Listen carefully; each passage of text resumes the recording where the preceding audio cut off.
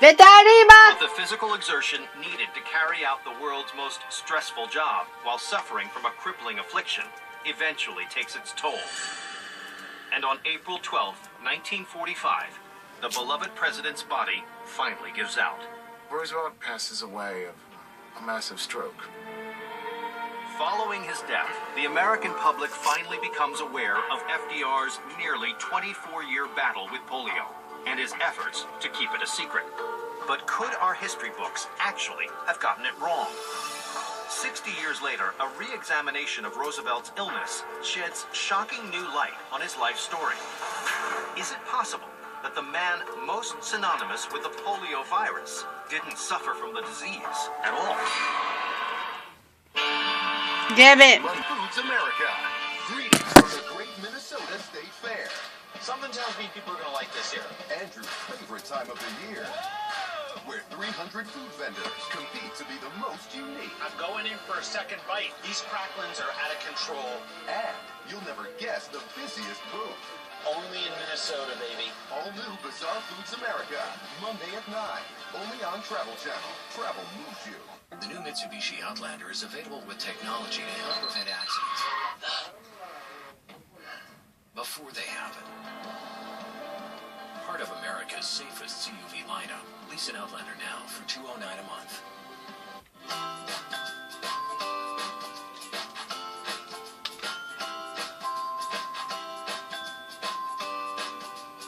The all-new Kindle Fire HD at just $139. It's the perfect holiday gift from Amazon. Patrick Deneen is going to take home another medal.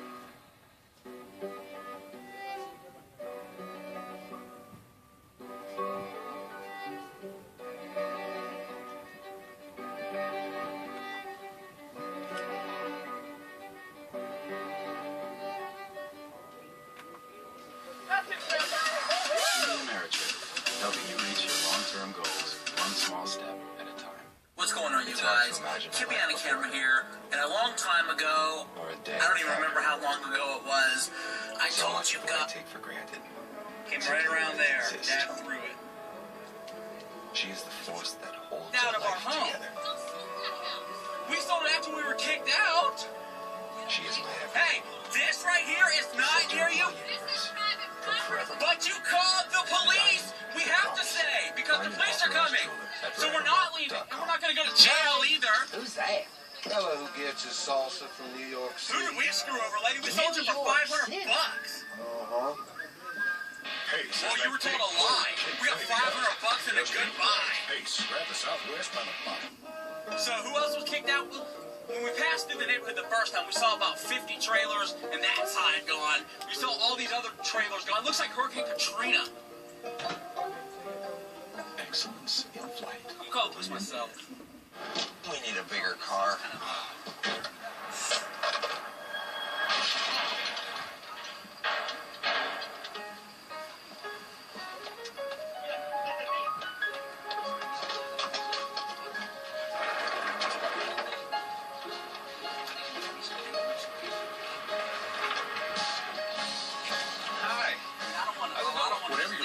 Start by test driving nearly every make and model, all in one place. CarMax. Start here. Continue the investigation online. Go to travelchannel.com. Let's uncover the truth. Shut the Exclusive mysteries video. Tú cállate la boca. For more monumental mysteries and mysteries at the museum, and his long, agonizing battle with the polio virus. But did our 32nd president really even have polio? The answer may surprise you. Galveston, Texas, 2003. A team of doctors at the University of Texas, researching the illnesses of historical figures, is scrutinizing FDR's medical records and discovers some inconsistencies. Polio is known as infantile paralysis, and it's most common among young children and teenagers. Roosevelt was 39 years old, relatively old in terms of contracting polio. Furthermore, the ascending paralysis that eventually reached his face, along with the numbness and sensory pain, are rarely associated with polio. So if, in fact, it wasn't polio, what malady struck down the nation's 32nd president? In November 2003, after months of scrutiny, the Texas research team publishes a report highlighting their new theory. The article argued that he was a victim of a somewhat rare autoimmune disease known as Guillain-Barré syndrome. Guillain-Barré syndrome is a disorder in which the body's immune system attacks healthy tissue in the nervous system, sometimes causing permanent paralysis.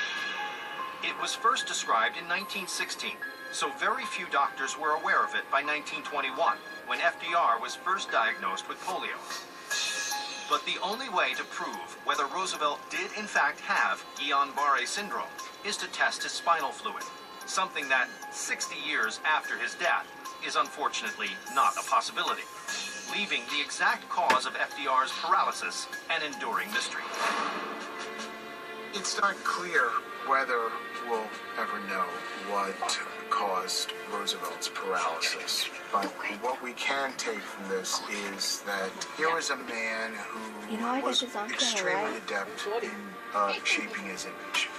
It was important for the nation to see someone who might not have always been standing up in the traditional sense, but was always standing up for America. And this cane at the historic Auto Attractions Museum is testimony to the proud legacy of a president whose unflappable courage in the face of both physical and political adversity led our nation out of the darkest of times.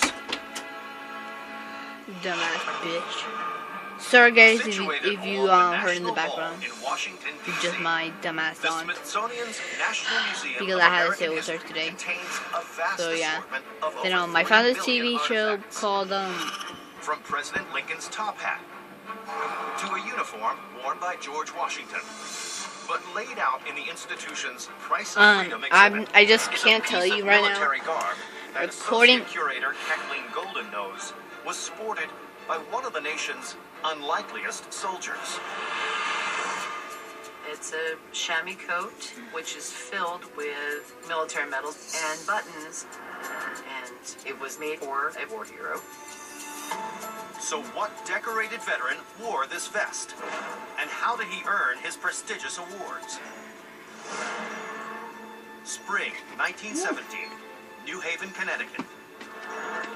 The United States Army is preparing its bravest men to join the Allied forces on the battlefields of World War I. Among them is Private J. Robert Conroy, a member of the 102nd Infantry, 26th Yankee Division, who is about to welcome an unlikely new recruit to his unit. During his training, a puppy wandered onto the field and caught the attention of Conroy. With short, stumpy legs and a small tail, the frisky pit bull mutt quickly develops a bond with Conroy, who affectionately names him Stubby. And though pets are not allowed in camp, the dog quickly wins over the commanding